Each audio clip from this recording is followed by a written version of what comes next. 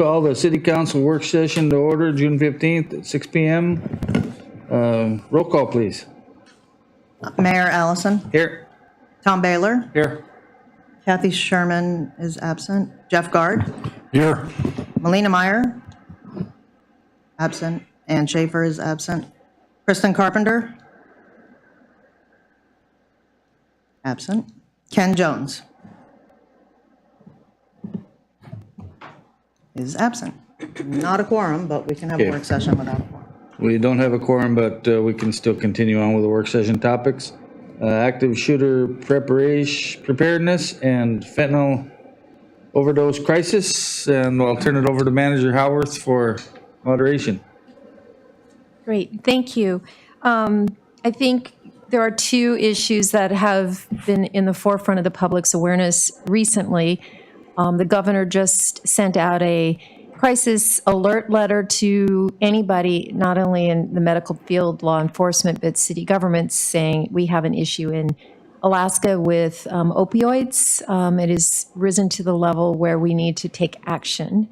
And then the second thing, of course, was the Uvalde shooting of young children in a school, and this community's concerns about what is it that we do, how are we prepared to deal with an active shooter. So we're hosting this work session right now to provide information to the public, give an opportunity for folks to hear from the people on the ground that are responding to those kinds of things about what we are doing in Cordova, and perhaps where there are some holes and some gaps, and what we could be looking to do in the future. So with that, I want to start with the active shooter conversation. And here in the room, we have our superintendent, Alex Wilson.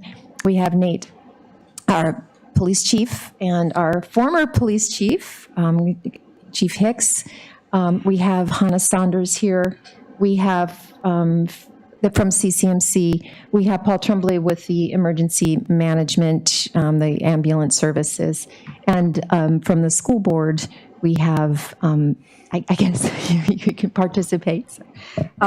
If I may, I'm really here as a behavioral health administrator. Okay, as a behavioral health administrator. So, and then we just are going to have each of them present. We have a half an hour conversation, and then we'll move on into the opioid conversation. And so what I want to do is give each of our experts an opportunity to discuss what they are doing and how we are prepared and how we're coordinating. And I'll start, if you don't mind, we'll start with Nate and then move to Alex and Chief Hicks as well. Okay, thank you. I suppose there's folks online. I heard somebody call in, so I want to make sure they can hear us. Thanks for starting with us. This is something that we have trained as a community, probably before I got here, but definitely since I've been here. It's the type of emergency scenario at the school, be it an active shooter or be it other type of emergency, just somebody who's set out to harm people. We've trained in that. The ALICE program, as you guys probably heard, it's been here for a while. Chief Hicks, I believe, started that training here with the school district and training the schools, both the teachers, the faculty, and then the students, and that's continued. So that program is designed for the faculty, staff, and students to know what they should do in the event something catastrophic happens within the school, how to protect themselves. And then in 2016, there was training that the police department itself received, which is called alert training, and that's training for the officer side. So that's training for the police officers themselves as to what should we do. The alert is for the school or the other public entity, be it a building or whatever. What should they do before we get there? The alert training is for us to know what should we do. So we all trained in that. There was 10 officers that year that got trained in our response.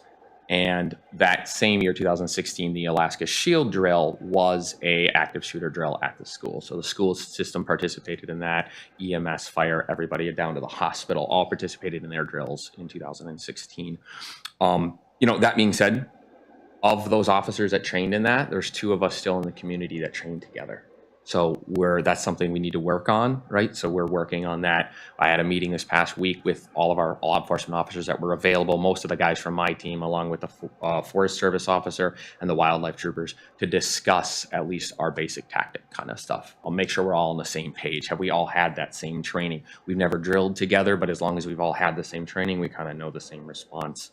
I'm actually working with Heather right now to try and get that alert training back again, so us as a law enforcement team in our community here have a chance to train together once again and go through those drills and practice those things. So maybe I can ask Mike to talk a little bit about the training that you have provided in this community with the ALICE training and others.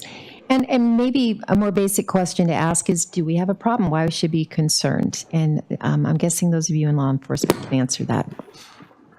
Okay, sure. I went to the training, the instructor training in 2014, and I've been teaching it ever since, to mainly in our schools, pre-kindergarten all the way through 12th grade. Every year they get a little more and a little more and a little more. And I've trained the airport staff, TSA, the ferry system people.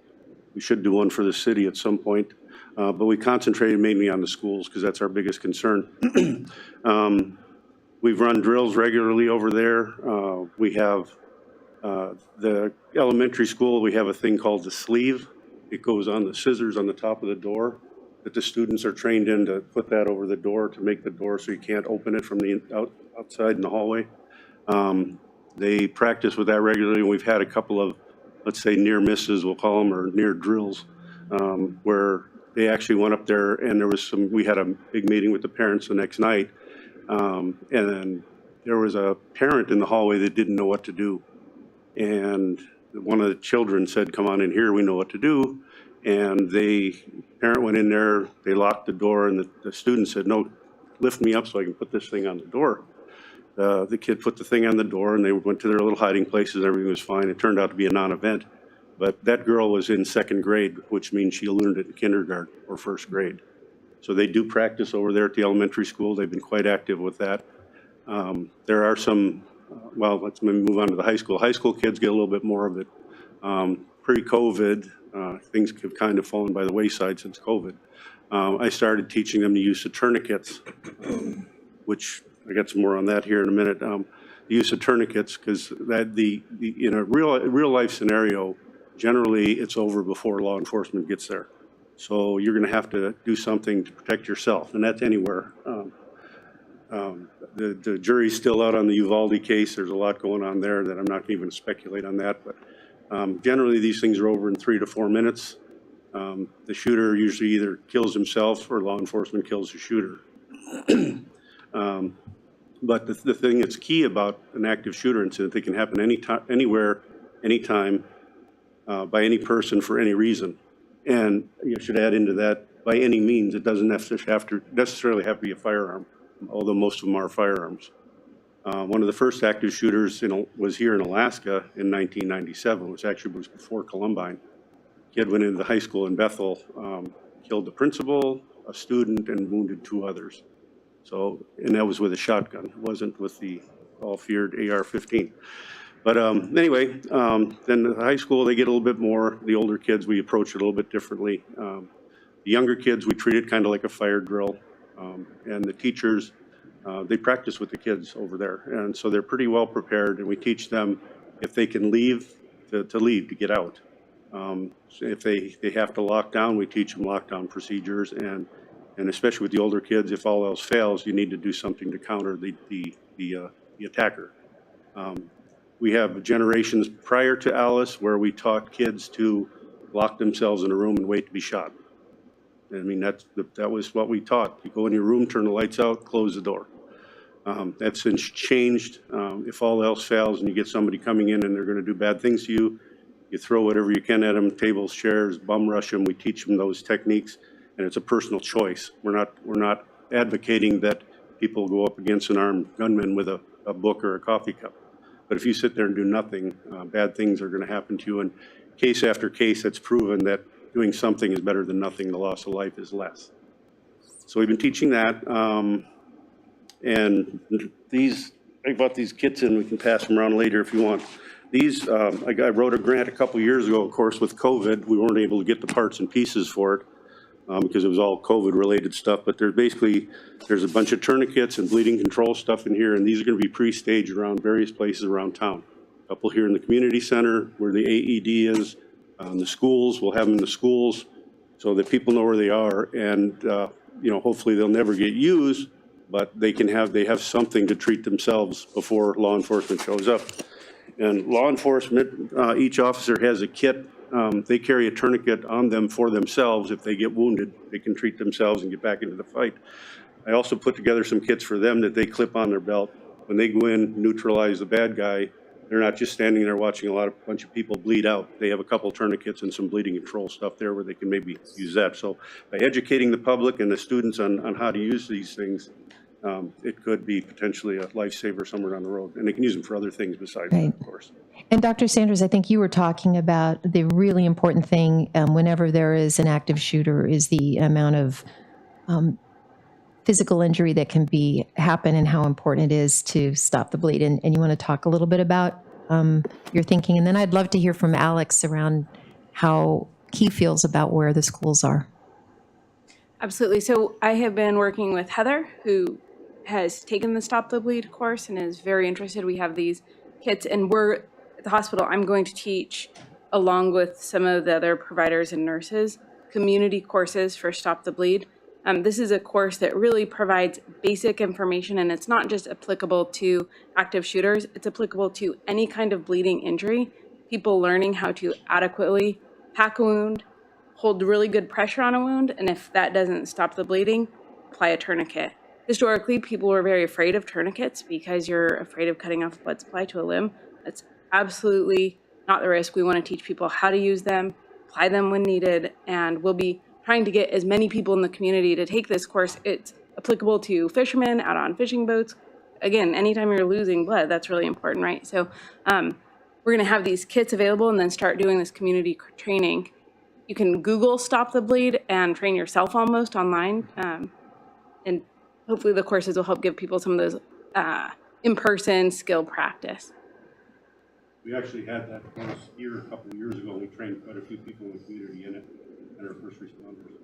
I think that's one of the things that I've heard the most of is, that there are members in our community that are trained at many levels, but how do we access the training? How do we know when there's training happening, and where in the heck are these kits being stored, right? So those are questions that we can answer, but I think it's really important that we as a community communicate broadly about how to access not only the training and the information, but the emergency response kits that we have. Alex, do you want to share a little bit about how you feel the schools are able to respond? Sure. I won't, I guess, specifically speak on the Alice drills. I think Mike Hicks and Chief Taylor did a nice job of giving an overview of the collaboration and the resources that have been provided to the school in the forms of training and whatnot. What I would like to note or add to that is every year the school district does training with all of our staff in a number of areas. And I'll give you, I guess, 5 different categories in which we specifically train on regarding school safety and preparedness. And I do have a handout here that perhaps Susan can either pass around or you can refer to later if you would like. But one of the topic categories is emergency management. And we use an online resource called Safe Schools in order to provide some of that training. But I guess the classes or the courses under emergency management include active shooter, crisis response and recovery, tactical site surveys, terrorism awareness and response, as well as threat assessment. Anytime that the school district receives some sort of threat, whether it be a phone call threat that more often than not is random, or whether it's something that we see or it comes to our attention through social media, we use a threat assessment matrix that was developed by the Secret Service in conjunction with the FBI. And you probably have seen that or seen versions of those, but it really provides a good, I guess, outline or framework with which we can sort of assess the level of threat and then contact law enforcement with our, I guess, analysis of the threat for verification and support to see if next steps are needed. And we have used that matrix in recent years within the past year and have worked with law enforcement in that effort. The second category that we have staff train on, it's the category is called environmental, and that's general classroom safety and safety orientation sorts of things within the school setting. We also train in the area of health. That's a category, everything from the use of AEDs or the automated external defibrillators. We train on bloodborne pathogens and how to respond when there are incidences of those pathogens that staff could be exposed to. We also do CPR and first aid training, as well as general health emergencies.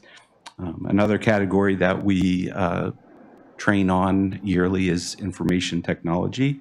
And this is an area that really, kids have access to social media, they have access to phones and computers and the internet pretty freely in many cases. And online safety and threats of violence is an area that we train on as a staff, as a school staff. There's a course called Online Safety, What Every Educator Needs to Know. And it really identifies online behaviors that many kids engage in. Maybe not many kids, but some kids engage in cyberbullying. You may have heard of that term. And that is really the use of electronic technologies to bully students. And we see that many individuals who I guess are active shooters in some cases have been bullied to some degree, or they have had relationship problems that sort of spill over into the school setting, and oftentimes that's where their frustration or their activity comes out. And then the last sort of category that we train on is around school, around security, and that includes school intruders, not just active shooters, but school intruders, visual weapons screening. So that's an area where we can identify, staff learn how to identify unusual behaviors or things that just aren't typical of students, whether that be the way that they dress.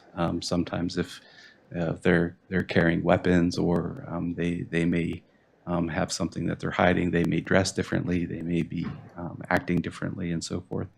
So staff are sort of trained with some strategies and some tips on how to identify situations that aren't typical.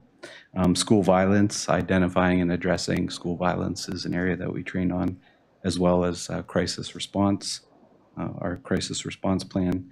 And then we do a school safety and readiness walkthrough yearly in each building, and that includes a couple of members of our administration, as well as one or two members of our school board as well. So, one of the questions that someone asked me was, do we lock all of our doors, and is there restricted access at any of the schools? So at the elementary school, we have one point of entry that is open to the public, and anybody that's been in the building knows that that's not, that access to the building is outside of view of the office at times. And so that is an area that we probably need to work on to some degree. It's really a structural part of the physical layout of the building, which is challenging. And then at the high school building, the point of entry is at the main entry. So for all four of you, what is one thing that you feel is a gap, or something that makes you fearful if we were to be in a position where we had Uvalde kind of shooting or a school shooting or any kind of a shooting, what would be the thing that you would be most concerned about in terms of our community's response?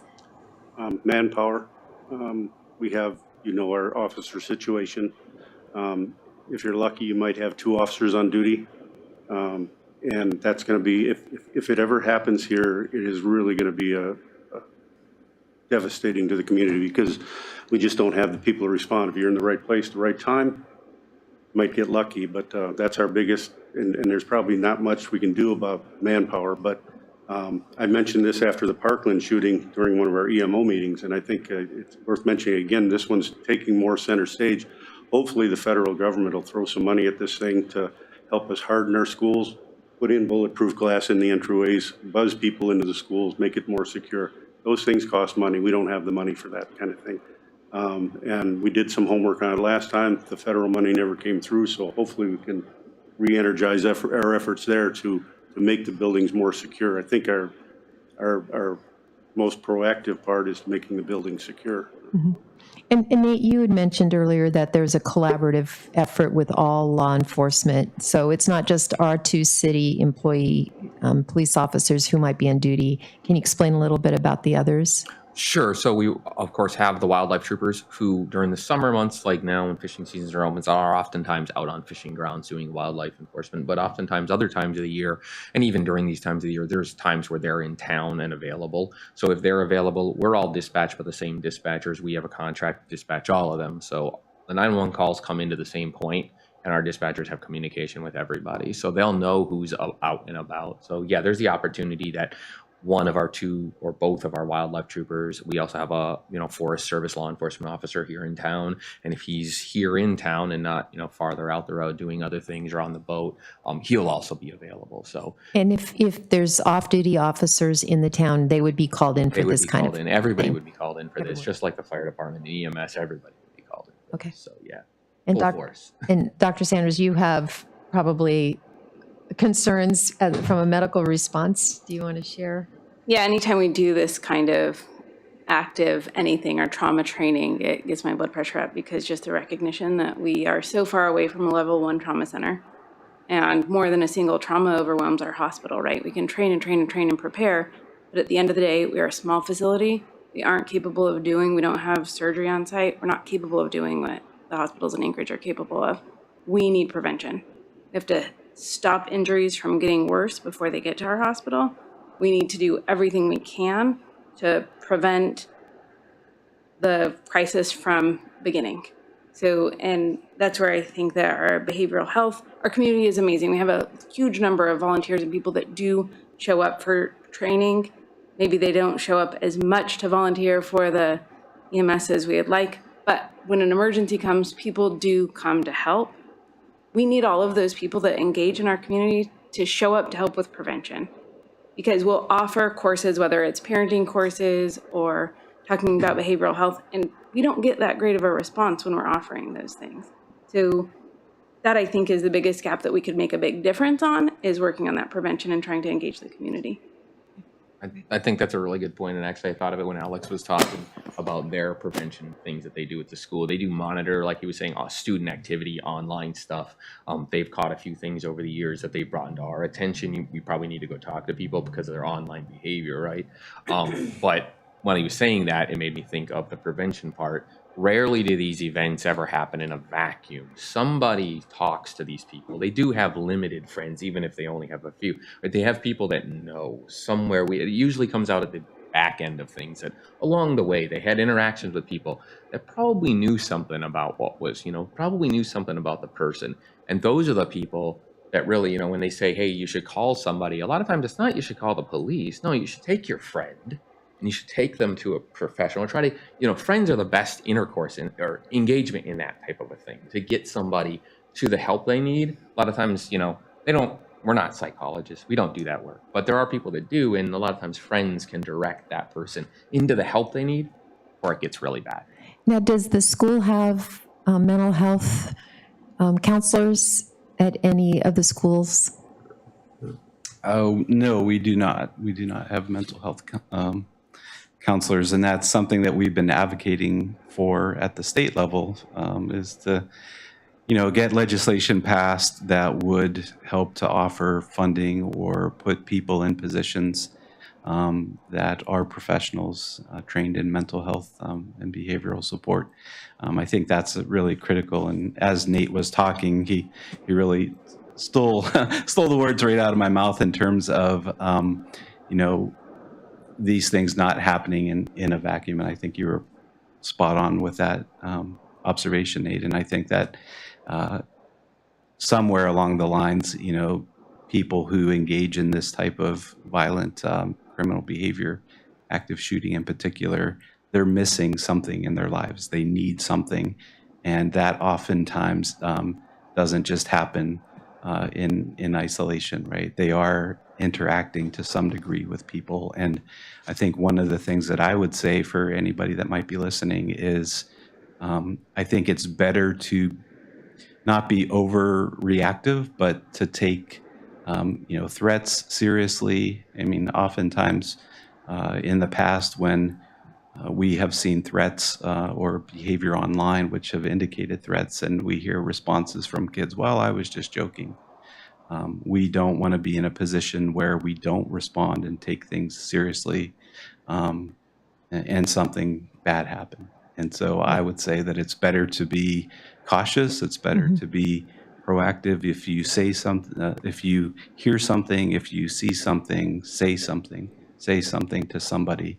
And that way, multiple entities, multiple agencies can pool resources to get a person the support and the help that they need. Right. Because if we don't say anything, that's, I think, when things like this may happen.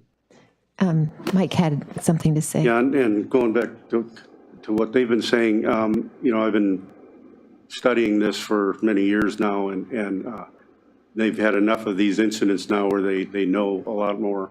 But 80% of the time, if you're into statistics, 80% of the time, these people will tell someone before they act. 8 out of 10. So somebody knows something before they act. This last one, apparently, he told someone, person happened to be in Germany and didn't find out about it till 6 hours later. He told her his intentions online, but with it being on the other side of the world, she didn't find out about it, so nothing could have been done. But it goes back to what I was saying, 80% of the time they tell someone. And we actually had one here, it turned out to be a mental health issue, where a student approached the principal over at the high school. She contacted us, we contacted the individual, and the individual got the mental health stuff that he needed. We were pretty much in agreement that something bad was going to happen that time, and we intervened. And that's how most of these things are stopped, is by somebody just saying something. So, real important. And I neglected Paul. Paul, as the emergency, with your volunteers, those of when they have to respond to something like this, can you talk a little bit, just briefly, around the volunteers and the training and how they intersect with this conversation? Yeah, so over the years, we've applied for grants to help all of us with active shooter and the alerts that the police officers go through. We, as emergency services, also go through very specific training on how to deal with things like this. Not only just the physical demand, but also the emotional demand. These things in our small community do play a big toll on us. But just the training and the knowledge that we give and we take is great for us. So I really don't have too much to say other than we do train with the schools, with the law enforcement, with the troopers, with the Forest Service on how to respond to an active shooter scenario or an event. So Heather is working actively right now on pursuing more grants to assist us in these kind of trainings. And I hope it works out really well for both the schools and our community. Well, thank you, guys. It's 6:30. We're going to move on to the opioid discussion, but I want to thank everyone for their input. I hope for those who are listening that you are gaining a sense of, for council, that we do have training. We have people on the ground that know how to deal with these kinds of events. You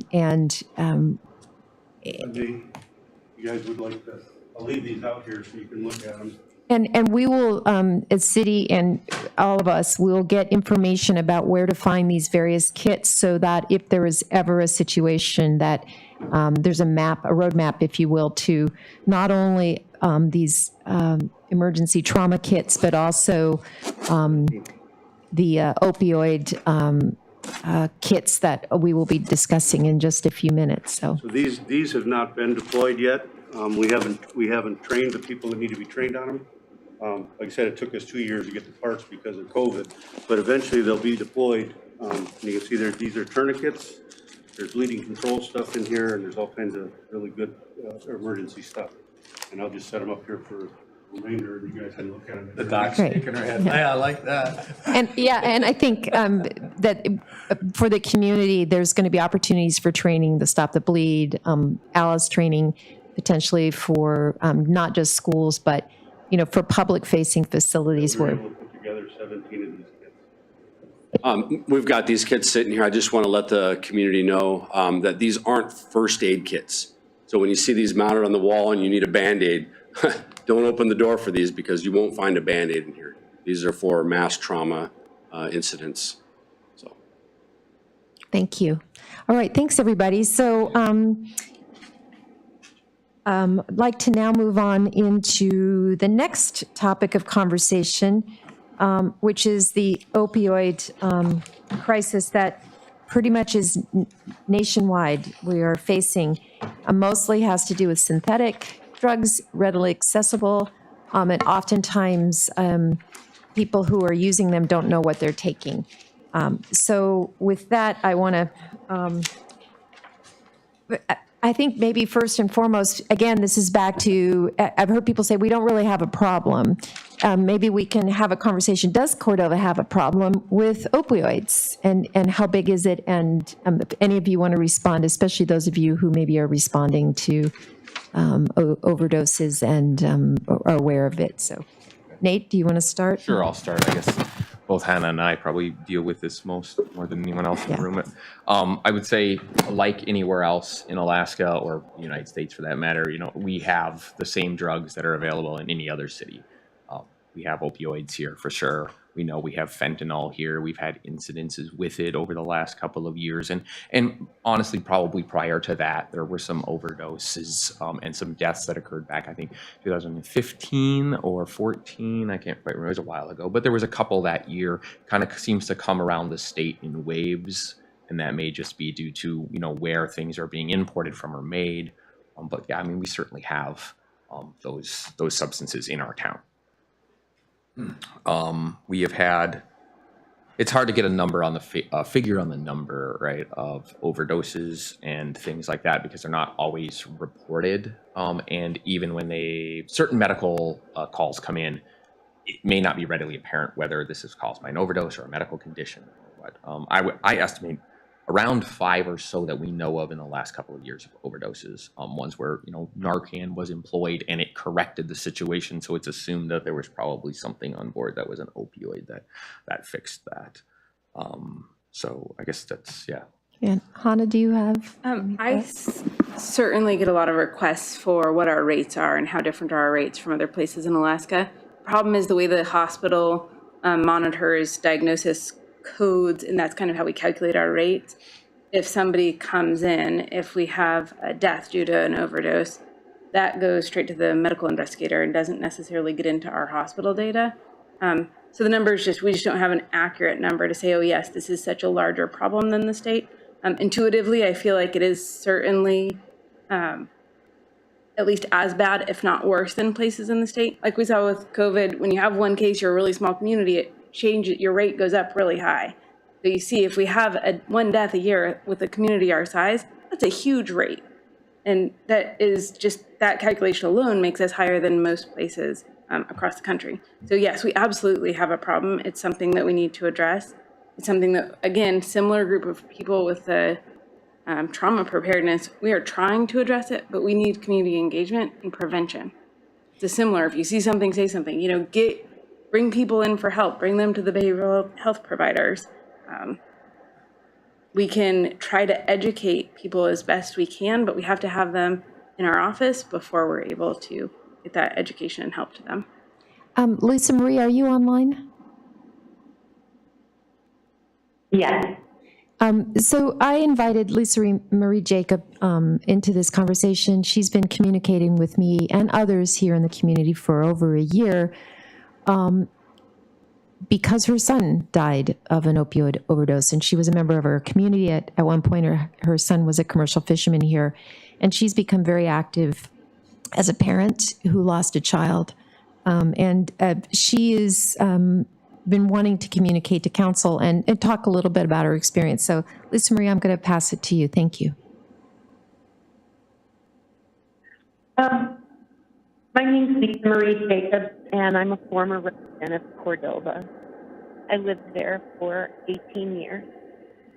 I was deeply involved in the community. I did things like help establish the Family Resource Center. I was part of Stage of the Tie, the Girl Scout leader. I ran the Legislative Information Office. I raised my son, F. Jacobs, there. And more than any other place in the world, Cordova still feels like my home. I'm going to just tell you a really short little story about Zach. A couple years ago, he was in Colombia, South America, with his girlfriend, and it was Halloween.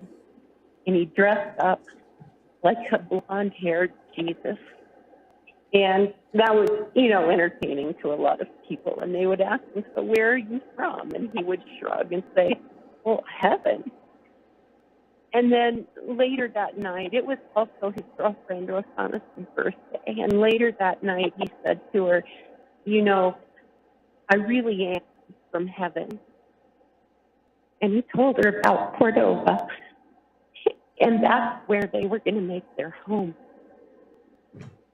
Zach was a fisherman and really proud of being a fisherman. And he was very conscientious when it came to his job. And I know that on June 6th last year, my son expected to be on board Blue Seas, heading out with his friends, Molly and Ryan, to do the thing that they love doing. But he made his choice that I struggle to understand, and it cost him his life. When he didn't show up for work that day, his friends knew something was wrong, and they found him in his locker at Bayside. And the things that I have to say aren't just about me or my family, because I know that Zach was not the only person who was impacted by the fentanyl-laced drugs that were circulating in Cordova last year. I know there were at least 2 other overdoses. Those people were able to receive Narcan.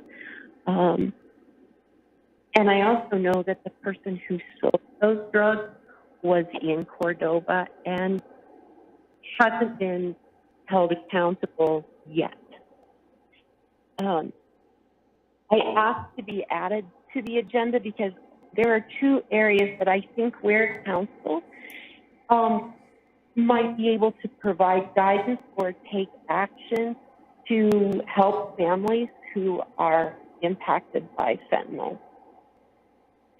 I think that in the discussion of school shootings and opioid crisis, there is a mutual issue there, and that is the mental health impacts on a family. When a family loses a child, even an adult child, they endure a severe mental health trauma. And without going into too much detail, the way I received the news about my son's death was in itself horrific. And I have relived that experience every single day since it happened. The police department did not have a hand in that. The police department didn't contact me, but I would have suffered less in the long run if they had. And police don't have easy jobs. I do think, though, that they're the right people to deliver this kind of news. And I think there's a good possibility in the future that it might be necessary to notify a family member like me who no longer lives in town. So I want to suggest that Cordova needs to create a protocol on how to notify families and which people should receive information, because protocols that respect families in that way also help families respect the police and the really difficult job that they have to do. I recently spoke with a chaplain from the Anchorage Police and Fire Chaplain's office, and I learned that whenever the police respond, or the fire department responds to a situation where a death or a serious injury has occurred, an officer from the police or fire department is responsible to notify the family, but a chaplain always accompanies that officer, and that officer is trained to deliver the news to the right person at the right place and at the right time. The officer delivers the news and leaves, but the chaplain stays with the family, and they continue to stay until the family is ready for them to go. I can't think of anyone who comforted me more when Zach died than Belle Nicholson. And I think there are probably other clergy members in Cordova who might volunteer to help in this way if there were another death or serious injury from an opioid incident, or, God forbid, a school shooting. There's also a group operating in Alaska called Mental Health First Aid, and they offer classes to help providers and responders deal with the mental health issues surrounding, the opioid crisis. And Deborah Asper at the Ketchikan Wellness Coalition has details on this program and several others. Secondly, my son ingested a drug that contained fentanyl, and as I mentioned, the person who sold these drugs has not been held accountable for their part in my son's death. But I'm holding on to the hope that eventually they will be. That person needs to be held accountable, and I'm really confident that the Cordova Police Department is working towards that end. The person who sold these drugs committed what is called in some states a drug-induced homicide. And Alaska already has a drug-induced homicide law, but it needs to be stronger. I want to be clear that I know Zach is responsible for the choice that he made, but I also know he didn't expect to die. And the person who sold these drugs is a link in a very long chain that needs to be broken. I mean a chain that needs to be smashed to pieces. And that person also has information that can help stifle the epidemic that we see. If I learned anything during my time working with the Alaska legislature, it is that power is local. And you on this council have the power to make a real difference. So I'm asking you to consider doing two things.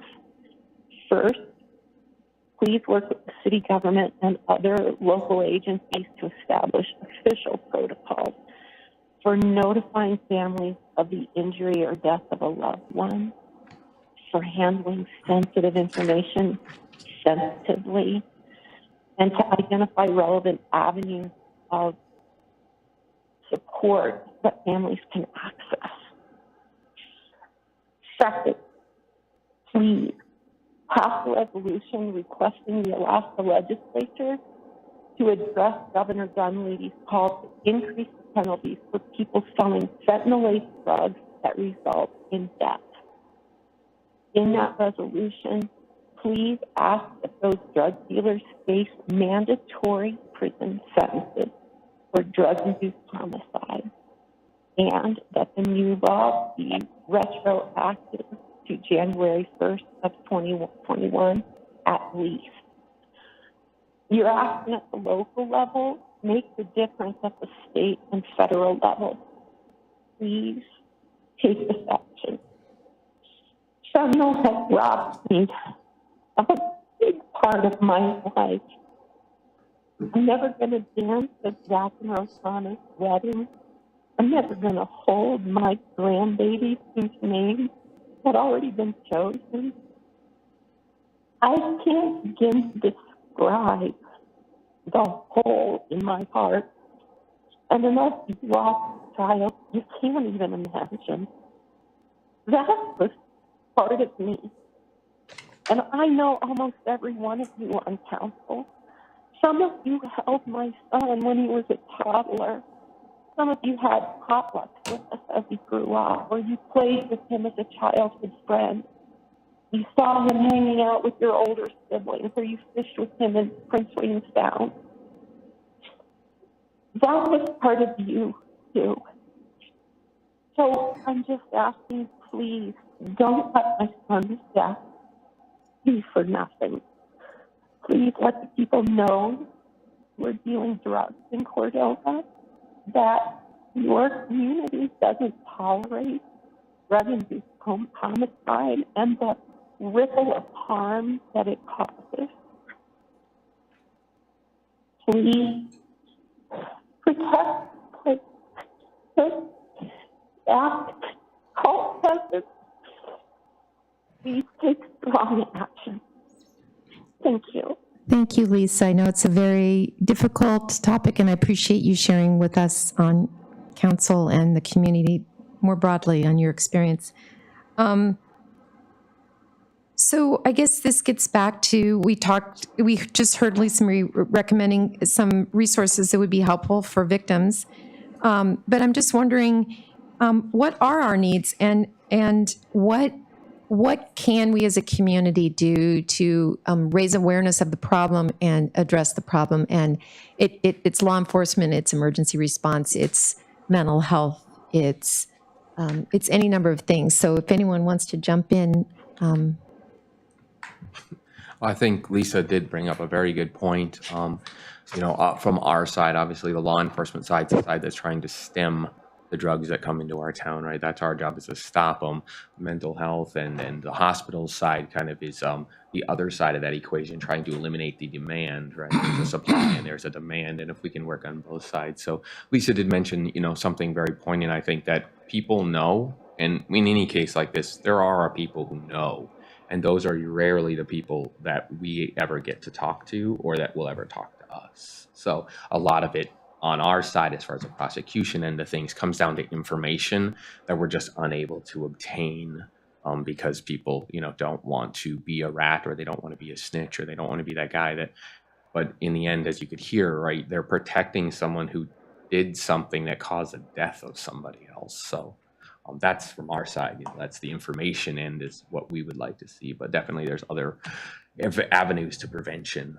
So, and I think one of the things that we've been talking about is those Narcan kits, that there is an emergency, a way to step in and prevent an overdose death from specifically opioids. Maybe Dr. Sanders, you can speak to that, and we can talk a little bit about how people get access to those kits.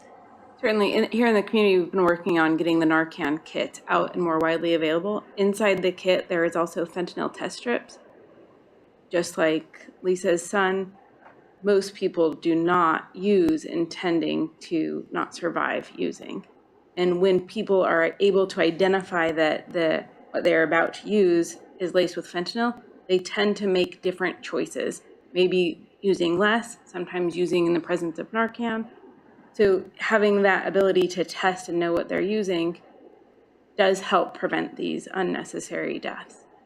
We're trying to get those test strips more widely available in our community, and right now they are. On June 28th, the public health nurse is coming to Cordova with boxes of opioid emergency response kits that will go into the harbor as well. So we're working on having more broad access, and there's inside the kits, there is education about how to use the Narcan or how to use the test strip.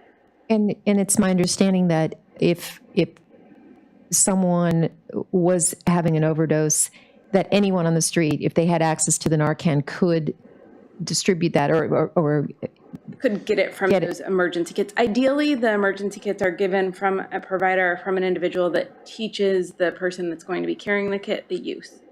But there is a picture demonstration inside these kits, a kind of cartoon that shows you how to use it. So yeah, they're easily used. And these are, my understanding is that you don't have to inject anybody. You just, it's nasal Narcan. Okay. So it's a nasal spray. I have heard some feedback that the fentanyl test strips are enabling use. We're just trying to help prevent any unnecessary deaths that we can. There's a lot of good data that the fentanyl test strips are excellent at reducing harm caused by opiate use. The other part is the prevention, and that, you know, the police force, the behavioral health here in Cordova, we are trying and could use more community engagement. One other thing I like to say, I really appreciate the point of how we in this community or anywhere, but we could really work on our protocols of how we deliver bad news. And certainly I think the hospital or behavioral health groups here in Cordova can work with the police department and come up with some kind of protocol where we can all engage and include some of the pastors and chaplains here in Cordova too. So thanks for that very actionable idea. Paul, you guys are often first on the scene if someone calls with an overdose. You want to talk a little bit about that, or perceived overdose, or? Yeah, so, you know, we're talking about drugs in general, and there's a lot of drugs in town, starting with alcohol. We've got a lot of history with alcoholism in Cordova. Our responses have doubled, if not tripled, over the last couple of years with alcohol problems. But the opioid situation is a little different from us. You know, when the cops are doing something, when they're actively responding to a situation, they're always looking at us, say, hey, you guys watch our backs. You know, so we always carry enough Narcan on to help the law enforcement officers. But we never know what we're going into. We don't know what's in the house. We don't know what's in the vehicle. You know, so we're all susceptible to opioid overdoses. And we can, if you're not a common user, where you're using fentanyl all the time, for someone like us, we'll die instantly. And that's an issue. And it's a community issue. Maybe you can talk a little bit about how much fentanyl is. I mean, I've seen the pictures where it's just tiny little pinhead size.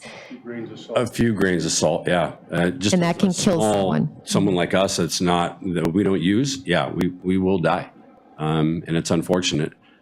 We do have a situation here in Cordova where, you know, everybody likes to point fingers and point blame, but, you know, it all comes down to a money issue. How much money do you want to throw at this? You know, you can hire more officers, you can get more Narcan, you can do more training.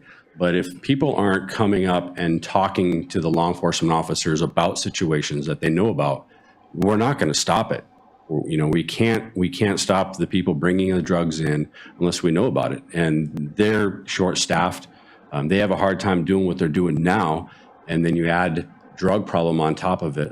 Yes, we have a canine dog that can help out. We have canine officer that can help out. But with limited time, there's only so much we can do. So it's a scary situation for all of us, especially when we're dealing with fentanyl. And there's other drugs that are worse out there, but fentanyl will kill anybody if you're not a user and you don't use it all the time. So, you know, you got cocaine, you got everything. It's out there. It's here in Cordova. We have a problem. You know, Dr. Sanders was right. One problem is a community problem. You know, we do have a situation here. Everybody has a situation. It's nationwide. It's just not just us. But, you know, Dr. Sanders did point out that, you know, for a small community, one death is huge for our community. And we all know that. We've all lived to it. So if there's one thing, and I'm going to go down the list, that each of you could ask of the community right now, or would want the community to be aware of information-wise, do you have one or two things you want to? So I would just like to bring up, like what we were talking about during the active shooter. If you see something, say something. You know, if you love that person enough, are you going to let them die? Or are you going to actually stand up and say something? There is somebody out there that should be in jail and they're not. I guess I would say that the discussion around fentanyl itself, often it's not in a raw form. We don't see generally just fentanyl. It's a substance that it's so powerful it doesn't need much of it. They'll mix it. It's mixed in with other things. So it can be found in heroin mixed in to make it more potent, and pills. There can be pills made that look like a prescription pill. They're embossed like a prescription pill. They look like a prescription pill. So unless you have like the fentanyl test strips, that's what they're designed for in these kits, where a user could test their pills to make sure they're actually the pill that they think they are, and they're not a mixture of something with fentanyl laced on top. So just the cautionary thing of you don't know what's there, and it could be mixed in anything. It often is mixed in, usually is mixed in other things. Can I just add something really quick? Throughout the community, we have these little, at both clinics and the hospital, we have these little packets that people can pick up. If you want to deactivate any prescription drugs, you can use these. Or if somebody that knows something, a family member, finds pills and is, if you don't know what it is, just get one of these packets and deactivate it. That way it doesn't end up, you don't know how to get rid of it, you don't know how to destroy it, get these and deactivate it. Very good. Yeah, if you don't have those, coffee grounds in a Ziploc baggie works really well too. One of the more dangerous things is, especially young people experimenting, a lot of times the fentanyl is mixed in with marijuana. So you get some young person that's with their buddy and they're smoking a joint and they think they're smoking marijuana, but it's laced with fentanyl, and the person that normally smokes it with fentanyl, it's probably not going to affect them, but new users, they can overdose very easily accidentally. That's a real common accidental overdose. So education is a big part about it. And like we've been saying, see something, say something. It helps law enforcement. Right after I took over as police chief years ago, we had 2 fatal overdoses within 2 months. Native Village VA gave me $10,000 toward a drug dog. That sat there for a few years until we were able to get another state grant and get our canine program off and running, and I think he's made a couple of seizures since we've had the dog, but the police have to follow certain rules to use the dog. So it's a deterrent and it's been helpful, but there's no one-size-fits-all answer. Any last comments? We're getting close to, yeah. I just wanted to say, and I so appreciate the conversation and for the city bringing these to the table for a real public discussion. And I hope that we continue. We've talked a lot about addressing the supply side, which is that piece. The hard part is the demand side. And that's where that conversation about behavioral health and mental health resources and mental health first aid and counselors at school and implementing curriculum in schools, which has just been passed by the legislature, which I'm very glad about. I don't know that it's been signed into law, but I hope that it will be. We've got to talk about that prevention side in a deeper way than we've been able to. So the supply side resources are critical, but those demand side resources are what's going to tip the balance. Yeah. And I would just second that from what Barb's saying.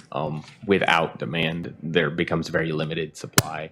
It's not a money-making venture in a community. If a community doesn't want it, there's no real risk, and there's another risk outweighs the benefit. Yeah. And I think what I'm hearing, we have those two pieces, and then the middle piece, which is what do we do and how do we respond when there is an incident, and make sure that we have the resources available to save lives. So with that, I'm going to adjourn our... Can I just say one thing? Sure, Lisa Marie, right? No, this is Kristen. Kristen, okay, excuse me. Yeah, that's okay. There was an article in the Alaska Public Media yesterday, I think, about putting response kits and seafood processing plants. And I think they said that some of the money is coming from the State Department of Health and Social Services with these kids there. Yeah, and those kits are coming to Cordova. The public health nurse is bringing those to Cordova at the end of this month. Right. It seems like if we could put them around places, just like we have defibrillators in public places, Yeah, we've got more resources on hand. Thank you. thank you. So again, thanks.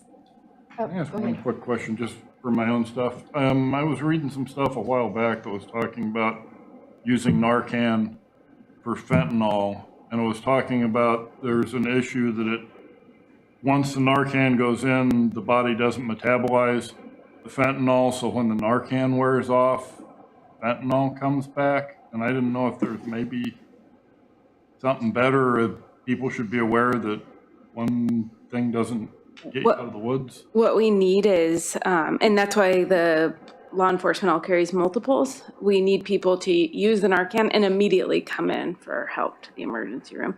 Maybe they have to use a second Narcan if the effect is coming back, and then come into the emergency room.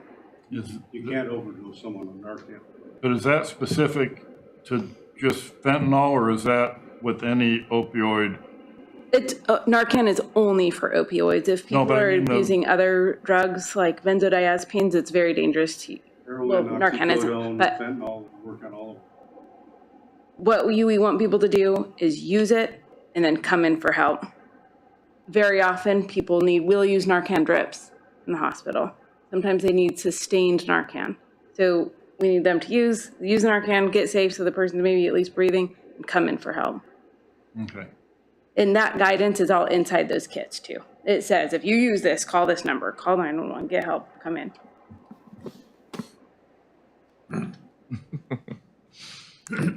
Well, thank you again. I think, as I mentioned when we started, we realized that there was interest in learning about active shooters and what we have as our community response. And also, as I said, the governor and others all across the country have elevated this conversation around opioids. And we certainly have heard about the impacts here locally, and we need to be paying attention. So thank you all. And turn it back to Mayor. Okay, business being done, we will adjourn the workshop.